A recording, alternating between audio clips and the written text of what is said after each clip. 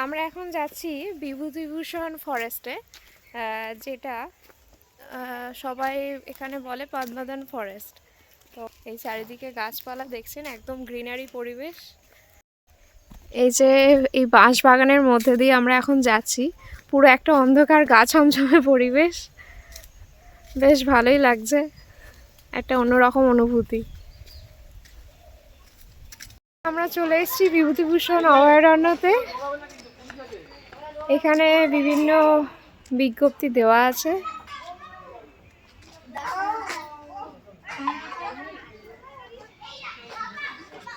আশেপাশে ছোটখাটো দোকানও রয়েছে এখানে টুকটাক কিছু খাওয়ার জন্য।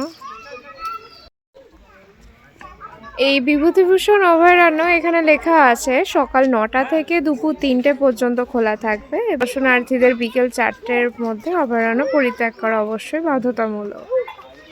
তো এটা বুঝে শুনেই দেখে আসতে হবে। তো আমরা এই বিভূতিভূষণ অভয়ারণ্যের ভেতরে এন্ট্রি নিয়ে নিয়েছি। তো এখান দিয়ে হাঁটছি আমরা। এবার দেখব কি কি অ্যানিমালস এখানে দেখা যায়। বেলা প্রায় 12টা বেজে গেছে। তো দেখা যাক কি দেখা যায়।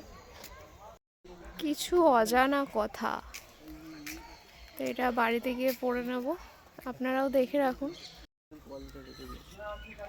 এখানে বিভূতিভূষণ বন্দ্যোপাধ্যায়ের যে সাথে এই অভয়ারণ্যের কি কোরিলেশন সেটাই লেখা আছে এখানে।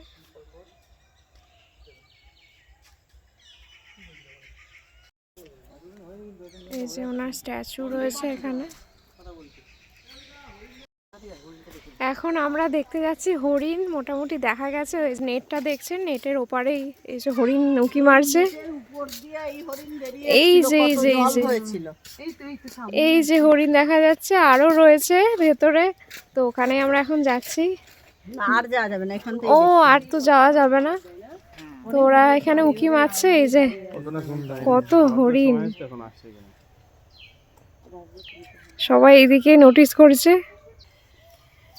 অনেক রকম হরিণ রয়েছে এখানে, অনেকগুলো শিং আছে, অনেকে দুটো শিং আছে। চিতল হরিণ এইগুলোর নাম। আমি দেখলাম হরিণগুলো, সেগুলো বেশিরভাগই চিতল হরিণ। এই যে এখানে তার ডিটেলস দেওয়া আছে, একটু কাছ থেকে দেখাচ্ছি। এই যে ম্যাকাও,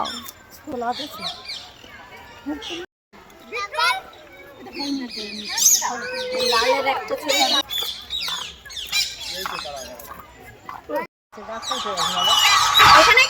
এখানে ছিল, একটু পরে আবার নামবে, খেতে নেমেছিল।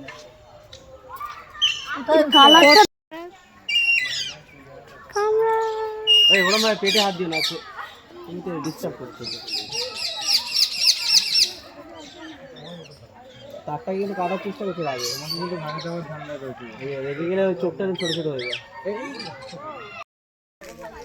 আমরা পারমাদান ফরেস্ট থেকে এখন এই নৌকায় করে যাব। এখান থেকে বেরিয়ে এই যে সামনে নৌকা, কত নৌকা। এখানে আমরা নৌকা চড়বো এখন। কিন্তু